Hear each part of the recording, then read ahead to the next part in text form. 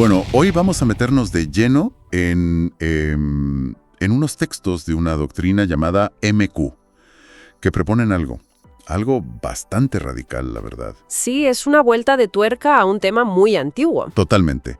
Quieren desmontar uno de los miedos más primarios de la humanidad, el miedo a los espíritus, a las llamadas almas en pena.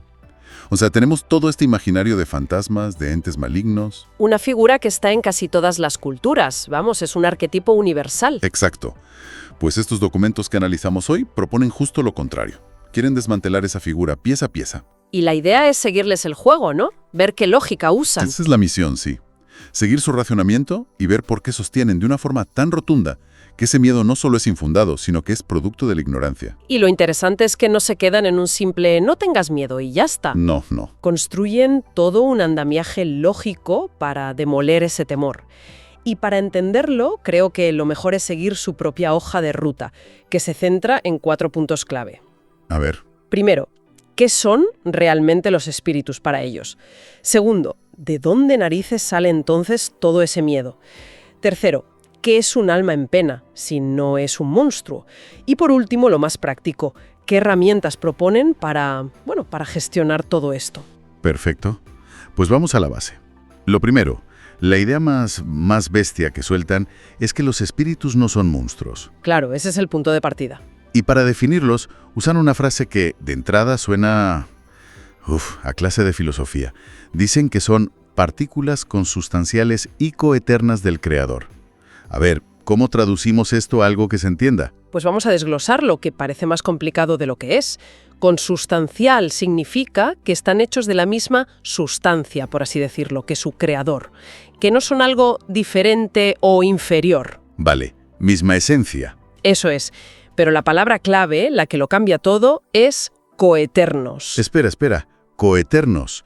O sea que según esta doctrina, los espíritus no fuimos creados, sino que siempre hemos existido junto a ese creador. Justo eso. Madre mía, eso es una bomba. Se carga de un plumazo la idea de la creación desde la nada, que es la base de casi todas las religiones occidentales. Es una idea muy radical, sí.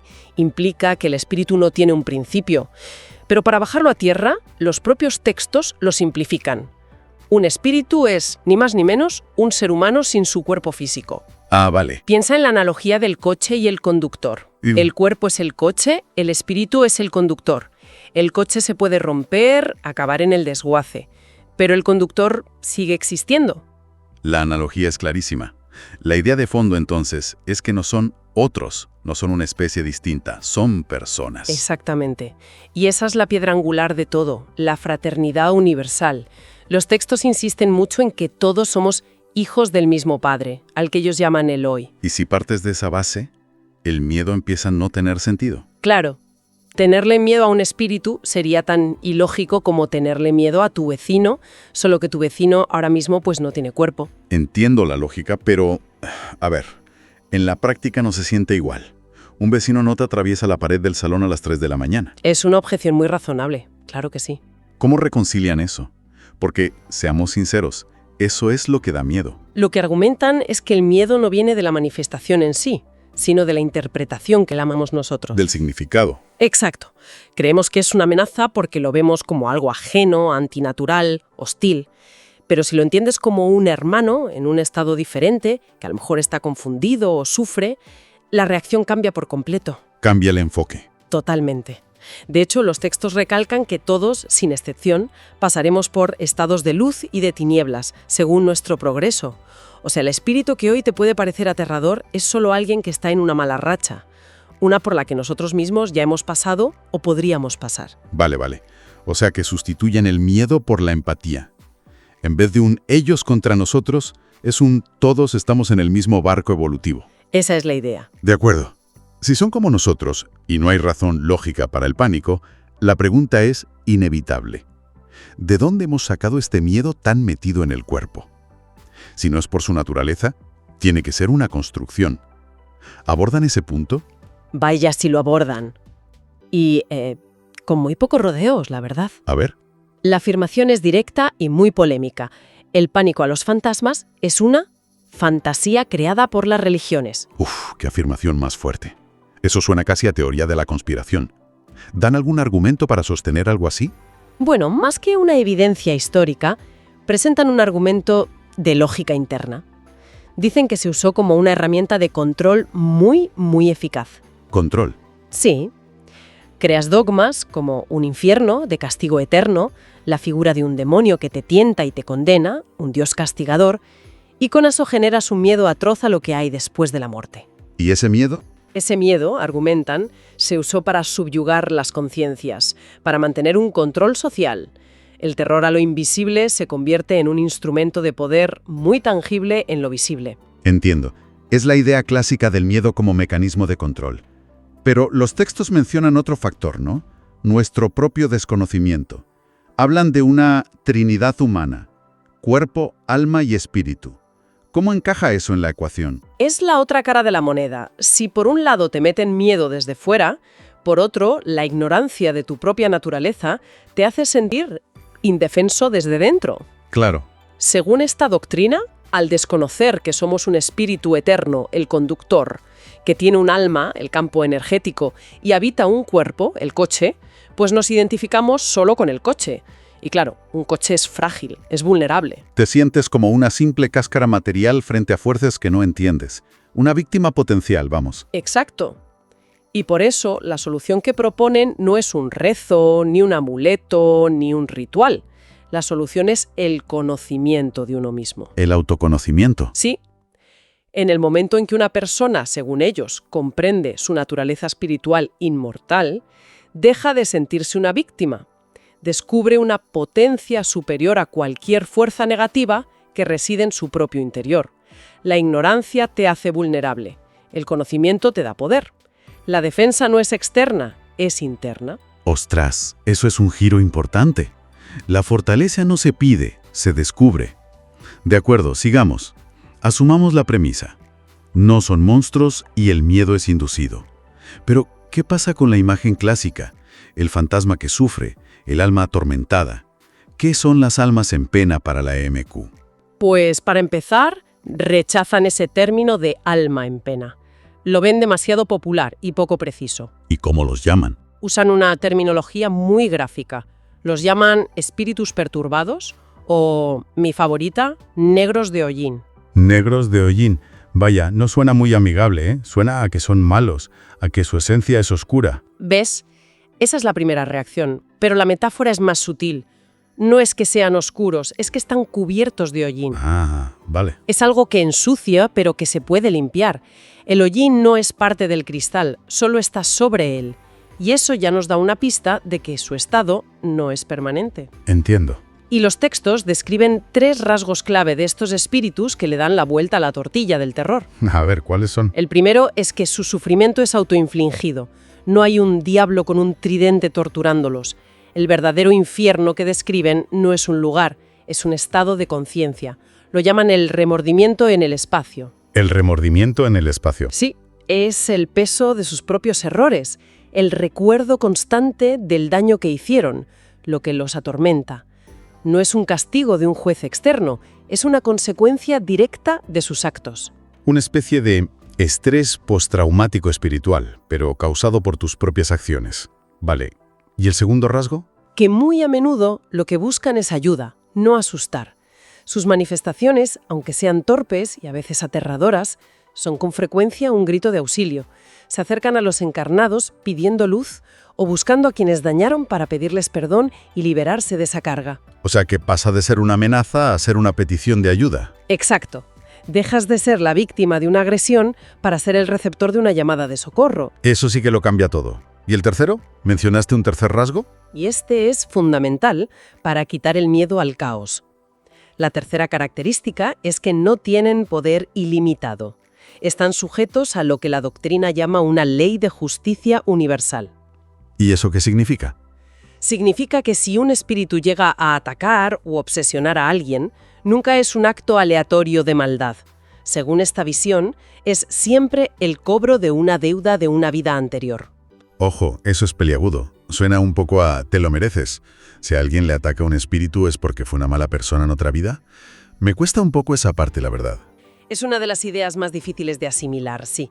No lo presentan tanto como un castigo, sino como un reequilibrio. La víctima de hoy fue el verdugo de ayer, y la ley ahora permite que se salde la cuenta para que ambos puedan aprender. Suena duro. Aunque suene duro, el efecto que tiene en la psique es que elimina el factor de la arbitrariedad, que es una fuente de terror inmensa. Ya no eres una víctima aleatoria de un monstruo caprichoso, eres parte de una ecuación de causa y efecto. Quita el caos de la ecuación.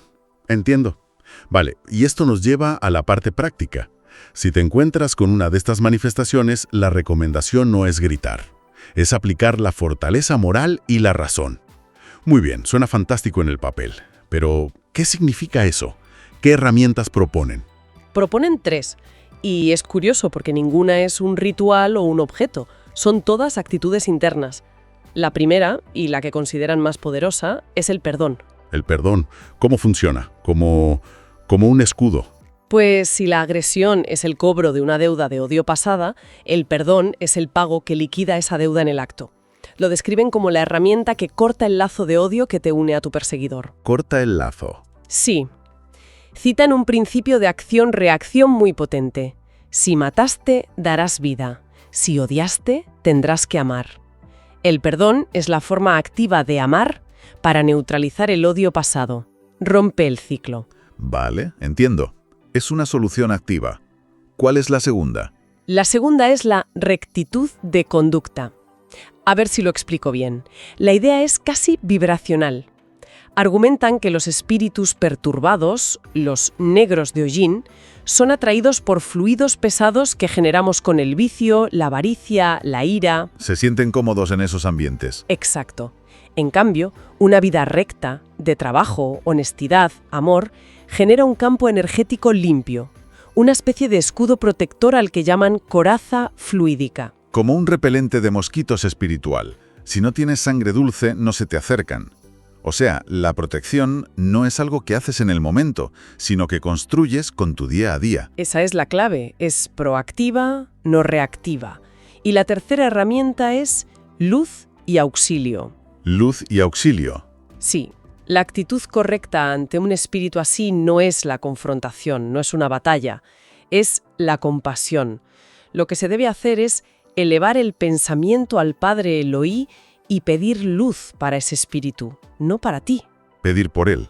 Tratarlo como a un hermano enfermo que necesita ayuda, no como a un enemigo al que hay que derrotar. De nuevo se invierte el rol. No eres la víctima que se defiende. Eres el canal a través del cual puede llegar la ayuda. Es un cambio de mentalidad brutal. Exacto. Y todo esto queda perfectamente resumido en una analogía que usan y que a mí me parece brillante. Comparan a la persona con una lámpara eléctrica. Ah, sí, la he visto. Es el broche final de su argumentación. Explícala porque creo que une todos los puntos que hemos tocado. Vamos allá.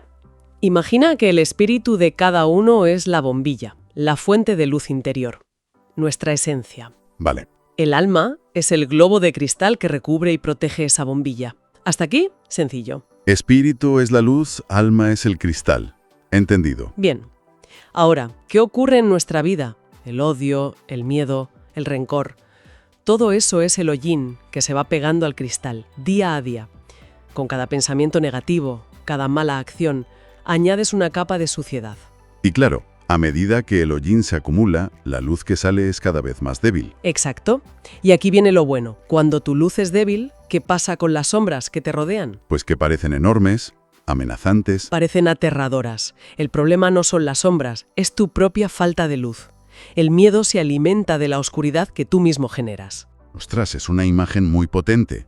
El miedo no es una entidad externa, es una percepción magnificada por tu propia oscuridad. Precisamente. Y aquí entran las herramientas. La razón y el amor, que se manifiestan en el perdón, la rectitud y la compasión, son los trapos con los que limpias ese hollín. Cada acto de bondad es como una pasada que le das al cristal, dejando que tu luz brille un poco más fuerte. ¿Y el resultado final de tener el cristal reluciente cuál es? Pues que tienes una luz brillante, potente.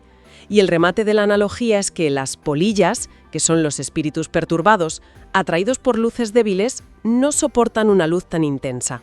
Les deslumbra, les repele.